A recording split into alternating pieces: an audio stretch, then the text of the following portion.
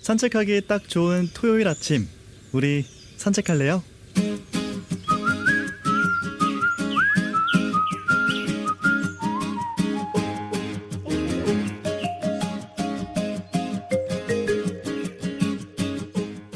오는 10월 5일 수요일 제27회 부산국제영화제가 열립니다. 영화 좋아하시는 분들 이날 많이 기다리시죠. 마음껏 영화를 나누고 공감할 수 있는 축제니까요. 특히 직접 감독과 배우를 만나서 영화의 뒷이야기까지 들어볼 수가 있습니다. 영화를 사랑하시는 분들은 알고 계실 거예요. 좋은 영화를 만나면 그 영화의 제작기, 숨어있는 이야기가 알고 싶어집니다. 이 인물은 어떻게 만들어졌을까? 이 장면은 어떻게 찍었을까? 어떻게 이런 이야기가 탄생했을까 하고요. 영화뿐만은 아닐 겁니다. 책, 스포츠, 축제 뭐든 좋아한다면 숨어있는 이야기가 궁금해지는데요. 아마 부산국제영화제를 사랑하시는 분들도 그렇지 않을까 싶습니다. 영화제에서 상영할 영화는 어떻게 선정하고 섭외하는 걸까? 궁금증이 생기는데요. 그 궁금증 오늘 풀어보겠습니다.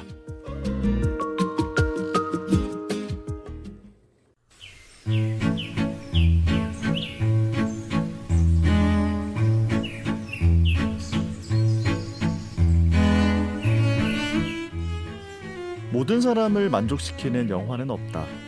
그러나 어떤 영화라도 그 영화와 맞는 관객은 있다. 오늘 우리 산책할래에서 함께할 박성호 프로그래머의 말을 인용해봤습니다. 부산국제영화제 프로그래머가 할 일은 영화와 그 영화와 맞는 관객을 이어주는 일이 아닐까 싶은데요. 35번째 산책, 오늘은 부산국제영화제를 만들어가는 사람, 부산국제영화제 박성호 프로그래머와 함께하겠습니다. 안녕하세요. 안녕하세요. 예, 반갑습니다. 네, 처음 뵙겠습니다. 반갑습니다. 예, 굉장히 바쁘실 것 같아요. 먼저 우리 청취자분들께 인사 부탁드립니다. 네, 여러분 안녕하세요. 저는 부산국제영화제에서 동남아시아권 영화를 담당하고 있는 프로그래머 박성호입니다. 네, 근데 이 프로그래머라는 명칭이요, 사실 컴퓨터 프로그래머 이런 분인가? 이렇게 좀 혼란스러워하시는 분들도 있을 것 같아서요. 영화제에도 프로그래머가 있지 않습니까? 어떤 일을 하는지 소개를 좀 부탁드려요. 네, 사실 프로그래머라고 하면 그 IT 쪽에 이제 컴퓨터 쪽에서 일하시는 분들을 많이 떠올리시는데요. 네. 영화제에서 일하는 사람들도 이제 프로그래머라고 불리고 있습니다. 영화제에서 일하는 프로그래머는 네. 쉽게 말해서 박물관 큐레이터나 아니면은 이런 공연 전시를 기획하시는 분들과 비슷하다고 보면 되는데요. 네. 영화제에서 영화들을 선정하고 초청하는 그 모든 과정을 총괄하는 분들을 프로그래머라고 부르고 있습니다. 그러니까 영화제의 프로그램을 다 짜는 분들이라고 생각을 하면 될 것 같아요. 네, 맞나요? 맞습니다. 네. 그러면은 프로그래머님은 일을 하신 지가 이제 얼마나 되셨어요? 부산국제영화제에서 프로그래머로 일한 거는 올해가 4년 차밖에 안 됐어요. 그러면은 박성호 프로그래머님은 처음부터 영화제 프로그래머 일을 하신 건가요? 그거는 아니고요. 사실 네. 제가 처음부터 꿈꿔왔거나 준비했던 건 아니었고요. 네. 부산국제영화제도 96년에 처음으로 생겼잖아요. 네. 그 전에는 저는 프로그래머라는 직업이 있는 줄도 몰랐어요, 사실은. 그리고 영화제에 좀 우연한 계기로 일을 시작했을 때에도 내가 여기서 프로그래머까지 돼야겠다라는 생각으로 일을 한 건 아니었거든요, 솔직히. 네. 그런데 계속 그 영화제라는 행사 자체를 즐거워하고 또 보람이 있다 보니까 네. 쭉 일을 해서 어떻게 보면 승진을 차곡차곡 해가지고 프로그래머까지 되게 된 것 같아요. 그러면 승진을 하다 보니 나도 모르게 프로그래머라는 명칭을 얻게 됐다. 네. 이렇게 좀 정리를 할 수가 있을 것 같아요. 아니 근데 사실 영화가 요즘에는 정말 많이 쏟아지지 않습니까? 맞습니다. 진짜 1년에 수천 개, 수만 개씩 전 세계 영화가 개봉을 할 것 같은데, 이제 그러면 부산국제영화제에서는 어떤 영화를 가지고 와서 관객들에게 소개를 좀 해야 할까, 이런 고민이 정말 클 것 같거든요. 어떤 과정을 거쳐서 선정이 되는 걸까요? 일단은 과정부터 말씀드리면은 네. 프로그래머들이 저희가 이제 8명이 있는데요. 각자 수백 편에서 수천 편 정도의 영화를 봅니다. 그 기간에요? 1년 1년 동안요? 예. 네네. 그래서 두 가지 큰 채널이 있는데요. 네. 일단 기본적으로 저희가 공개적인 공모를 하잖아요. 네.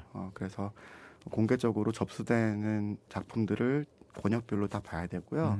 그것과 더불어서 꼭 보면은 사실 공모하지 않은 작품 중에 초청하는 작품들이 더 많을 수도 있어요. 왜냐하면 어. 그 유명하신 감독님이나 아니면 제작자분들이 네. 영화를 만들 때는 네. 저 영화제에 따로 출품을 하진 않으시거든요. 그리고 그런 정보가 잘 알려져 있지도 않은 경우도 많아요. 그러니까 누가 언제 무슨 영화를 기획하고 있고 촬영을 하고 있고 후반 작업을 하고 있고 이런 정보가 한국 영화나 이제 할리우드 영화 같은 경우에는 많이 알려져 있지만 사실 그런 어떻게 보면 주류 영화들은 이미 그 개봉 계획이나 이런 홍보 전략들이 짜여져 있지만 네.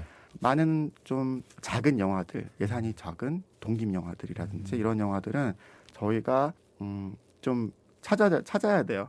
인적 네트워크를 통해서 계속 정보를 수집하고 그리고 미리 접촉을 해서 좀 볼 수 있냐라고 얘기를 해서 많은 영화를 보고요. 그 많은 영화를 본 거를 다 불러올 수 있으면 좋겠지만 그 가운데에서 좀 새로운 경향이 있거나 아니면 트렌드를 잘 반영하거나 어떤 의미가 있거나 이런 것들을 잘 조율을 해서 네, 최종적으로 한 200여 편 정도의 선정작을 갖고 옵니다. 근데 아까 말씀 중에 권역별로 다 살펴본다고 하셨잖아요. 네네. 권역이 그러면 뭐 몇 개의 권역이 있는 거예요? 한 8개 정도 있는 것 같아요. 일단 한국 영화 권역이 있고요. 네. 미주 북미 영화 권역이 있고 네. 서유럽 아프리카 권역이 있고 아시아만 보더라도 동아시아 네. 중국이랑 일본이 있고 또 함께 하지는 않으시고요. 네, 네. 중국 담당하시는 저희 동료 프로그래머 분은 중앙아시아랑 남아시아까지 하시고 또 일본을 담당하시는 저희 남동설 수석 프로그래머님은 네. 서아시아도 담당을 하십니다. 그리고 저는 동남아시아와 더불어서 네. 네, 단편 영화 같은 경우에는 전체 아시아를 다 보고 있습니다. 아니 근데 지금 이게 이렇게 한 분씩 맡아가지고 하면은 네. 너무너무 힘들 것 같은데요. 그 쉽지는 않고요. 약간 나중에 말씀드리겠지만 약간 직업병도 있어요. 그래요. 어떤 직업병이 있는지 좀 이야기를 이어가 보도록 하겠습니다. 근데 이 부산국제영화제가 이제 열리는 기간은 보통 뭐 한 10일 남짓이잖아요. 맞습니다. 그러면은 이 영화제를 준비하기까지 정말 많은 분들이 고생을 하고 계시는 걸로 알고 있는데 보통 준비는 언제부터 하시는 거예요? 프로그래머들 같은 경우에 사실 1년 내내 준비를 하고 있다고 생각하시면 되고요. 네. 하지만 아무래도 본격적인 행사의 준비와 그 진행은 보통 이제 7월부터 시작한다고 7월. 보시면 돼요. 석 달 전부터네요. 그렇죠. 그 전에는 사실 약간 외롭기도 해요. 그 일을 거의 혼자 하거든요. 아이고. 프로그래머별로. 그런데 7월부터는 저희가 이제 단기 계약된 스태프분들과 함께 네. 자원봉사자분들도 이제 조금씩 이제 오시기 때문에 네. 약간 표현을 하자면 비수기와 성수기로 나누기도 하는데요. 그러니까 비수기라고 하는 보통 영화제 끝나고 이제 한 11월부터 다음에 6월 정도까지는 네. 사무실에 상주하는 인원이 한 20명 정도밖에 안 되거든요. 예, 근데 이제 7월부터 10월까지는 네. 200명이 넘어요. 좀 극단적으로 작아졌다 커졌다 작아졌다 커졌다 하는 조직인 것 같아요. 좀 적응이 안 될 것 같기도 한데요. 그러면. 네, 그렇죠. 왜냐하면 매년 영화제에서 일하시는 분들의 70% 정도는 네. 처음 해보시는 분들이에요. 그러니까 대학교를 졸업하시고 막 오시는 분들이 많거든요. 네네. 그래서 이런 분들이 처음에는 이제 사회생활이나 조직생활, 직장생활을 잘 모르시는 분들이 오셔서 같이 좀 몇 달 고생을 하고 네. 조금 이제 저의 입장에서는 이제 일하는 요령들을 좀 터득하기 시작하시면 이제 또 이제 안녕 작별을 해야 하고, 되는. 네, 그렇게 되는 거. 근데 그분들이 그럼 내년에 또 오시는 경우도 많지 않아요? 그럼요. 그런 경우도 많지만 네. 아무래도 그 시즌 워커라고 하잖아요. 그러니까 네네. 기간제다 보니까 네. 대부분의 경우에는 영화제에 일하신 분들이 뭐 홍보사나 제작사나 기획사나 뭐 아. 이런 쪽으로 가거나 방송 쪽으로 가시는 경우도 있고 아니면 좀 기억 남는 경우는 항공사 기내승무원 쪽으로 가시는 분도 계시고 다양하게 가시는 것 같아요. 그렇군요. 자, 그러면은 그 과정에서 아까 1년에 영화를 뭐 수백 편 보신다고 하셨잖아요. 네네. 근데 영화를 그렇게 많이 보면 다 기억에 남습니까? 솔직히 잘 기억 못 하죠. 그러니까 다는 기억 못 하는데 네. 봤던 거를 또 보면은 네. 기시감은 느끼죠. 아. 이거 봤는데라고 기억은 나는데 정확하게 뭐 제목이나 처음부터 끝까지 디테일한 내용들은 다 기억하는 건 인간의 뇌로는 불가능할 것 같고요. 근데 뭐 거의 영화 속에 사시는 것 같은데요. 지금 이야기 그렇죠. 들어보니까. 좀 그럼 그렇습니다. 아니 근데 이제 정말 고심해가지고 영화제에 올릴 영화들을 선택을 하실 거잖아요. 근데 그 과정에서 만약에 저였으면 이거 내가 가지고 왔는데 반응이 안 좋으면 어떡하지? 뭐 이런 걱정 좀 할 것 같거든요. 어떠세요? 당연히 영화를 고를 때는 네.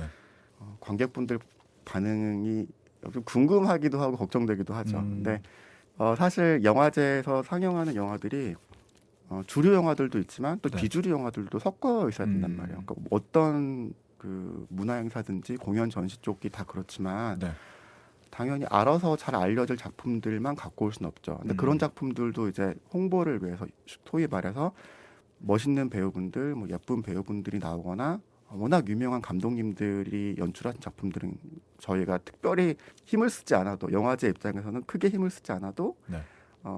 관객들에게 어필할 수 있는 부분들이 많은데 그런 영화만 틀 수는 없고 항상 관객들에게 새로운 영화, 좀 익숙하지 않은 영화들도 또 보여드려야 되기 때문에 네. 그런 영화들을 갖고 올 때는 조금 걱정이 되기는 하죠. 당연히 관객분들이 좀 재미없어 하실 수도 있겠다, 아니면은 이해하기 힘들어 하실 수도 있겠다라는 생각을 하긴 하는데 마침 동남아 영화, 제가 담당하고 있는 동남아 영화들을 네. 보통 관객분들이 이제 이런 말씀을 하세요. 여태까지 부산국제영화제 와서 이 영화를 보기 전까지는 한 번도 동남아시아 영화를 본 적이 없는데 이번에 와서 보게 돼서 즐겁고 재밌었다, 이렇게 말씀하시는 분들도 있고 네. 또 반면에 정말 하나도 모르겠다, 너무 익숙하지 않고 내용도 그렇고 언어도 너무 생소해서 네네. 되게 그 집중하기 힘들었다, 뭐 이렇게 말씀하시는 분도 있거든요. 네. 근데 꼭 좋은 반응이 아니더라도 저는 반응이 오면 좋아합니다. 어쨌거나 뭐 좀 익숙하지 않은 반응이라고 해도 그것도 새로운 또 자극이고 반응이 될 수 있는 거니까 뭐 나쁜 건 아니다라는 생각이 들긴 합니다. 네네. 그러면은 이제 프로그래머로서 일을 하시면서 가장 보람을 느낄 때는 언제일까요? 반대로? 보람을 느낄 때는 이제 관객분들이 만족하실 때가 1차적으로 그리고 가장 많이 보람을 느끼는 순간인 것 같아요. 그러면은 관객들의 그 반응, 좀 좋은 반응을 판단하는 척도가 있으십니까? 일단 현장에서 바로 느껴지는 거는 부산국제영화제의 자랑이기도 한데요. 네. 또 가장 중요한 것 중에 하나인데 영화 상영 직후에 감독님들 모시고 또는 배우분들까지 같이 모시고 관객과의 대화를 진행하잖아요. 네네. 그럴 때 이제 초롱초롱하게 빛나는 관객분들의 눈빛과 더불어서 너무 좋았다, 이런 걸 현장에서 느낄 때가 있거든요. 네. 그럴 때가 굉장히 기분이 좋고 음, 약간 취미처럼 네. 영화 관련된 뭐 SNS라든지 네. 그런 뭐 커뮤니티들을 좀 보긴 해요. 네. 그럴 때 저는 언급이 되는 것 자체가 좋더라고요. 지금 여러분께서는 귀로 듣는 산책, 우리 산책할래요를 듣고 계십니다.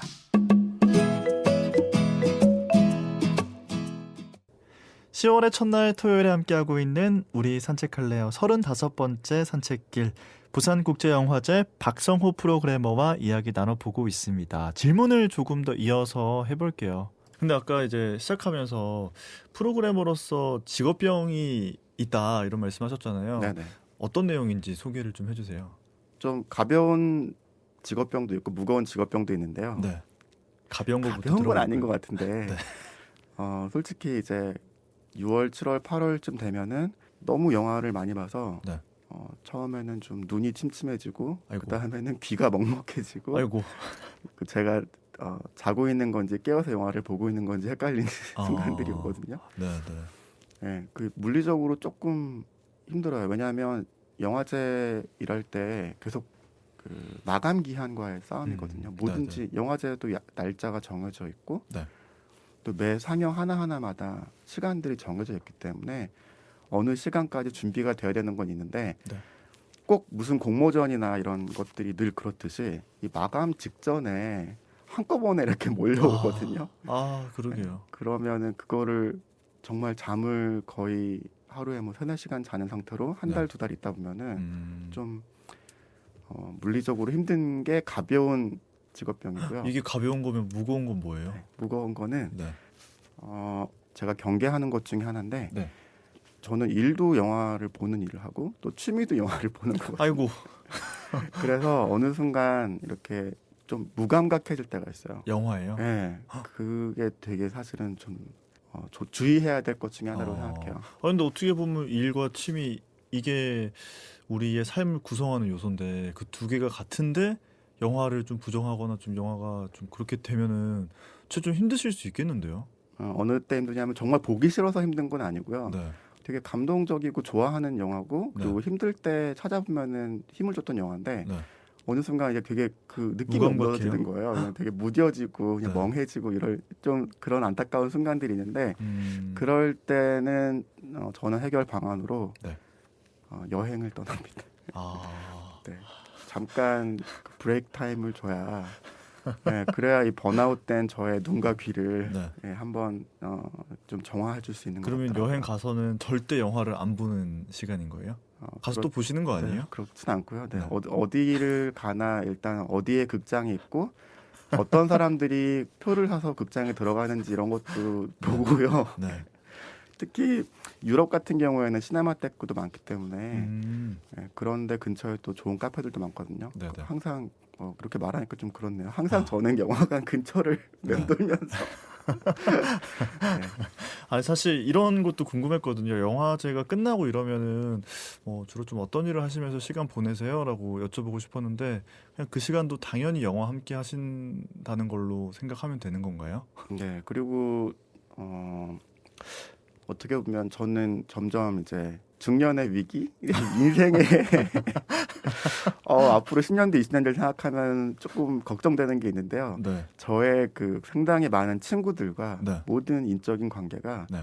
거의 99% 영화 관련된 것만 있는 거예요. 그러니까 저는 사실 중고등학교 때도 주변에 친구들이 영화 좋아하는 친구들이랑 같이 놀았고 대학교도 전공을 영화를 했고 네.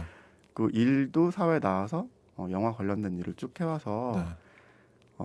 그 밖을 벗어나는 게 되게 어떻게 보면 저는 되게 어려운 일인 거예요.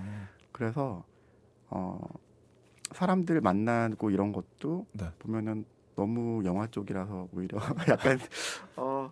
약간 영화로 네, 그렇습니다. 영화에 의한 영화를 위한 약간 그런 삶이 되는 게 걱정이라는 말씀이신가요? 이게 그냥 단가라는 생각이 드는 거예요.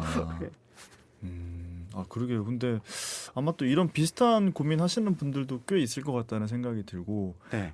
제가 친구가 되어 드리겠습니다. 감사합니다. 자, 올해 부산국제영화제 이야기를 좀 해보겠습니다. 3년 만에 정말 정상 개최가 되는 거잖아요. 그래서 또 영화 팬들의 기대도 더욱 클 것 같은데요. 올해 부산국제영화제를 좀 소개해 주신다면 어떻게 소개를 해주고 싶으세요? 네. 10월 5일부터 14일까지고요. 네. 정말 3년 만에 100% 풀 가동을 하는 영화제가 되었습니다.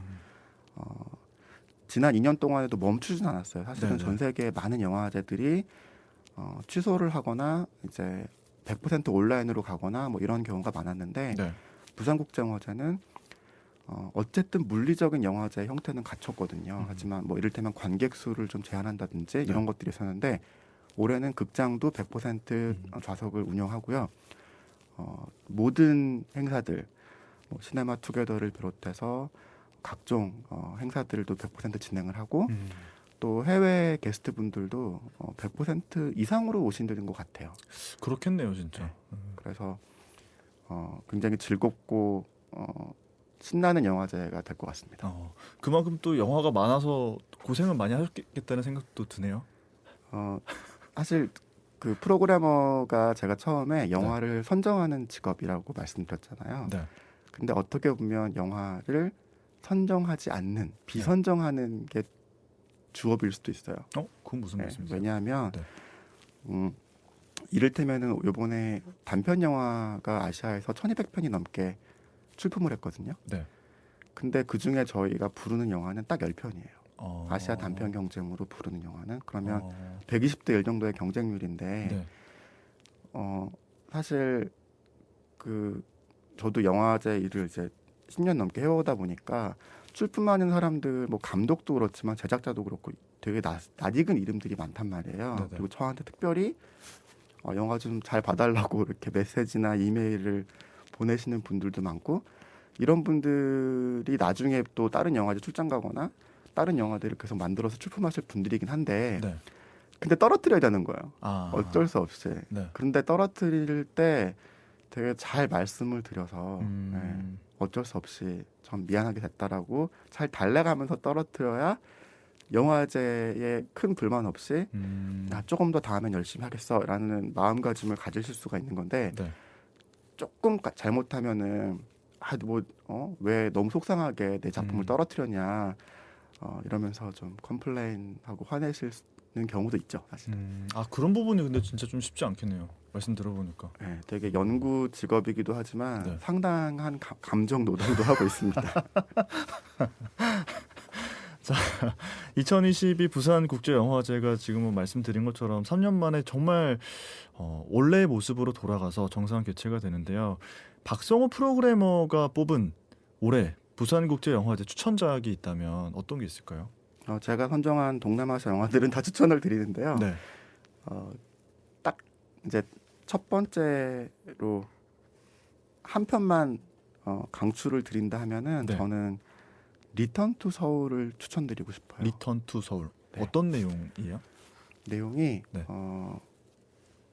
딱 제가 이 말씀드리면 이러실 텐데 그 프랑스로 입양을 간 한국의 여자분 이야기거든요. 네. 근데 이 영화의 미덕은 뭐냐면 네. 우리가 기존에 알고 있던 또 익숙하게 알려져 있던 입양아에 대한 이야기 그 모든 클리셰와 내러티브를 다 파괴한다고 보시면 됩니다. 너네 듣도 보도 못한 캐릭터가 나와요. 네.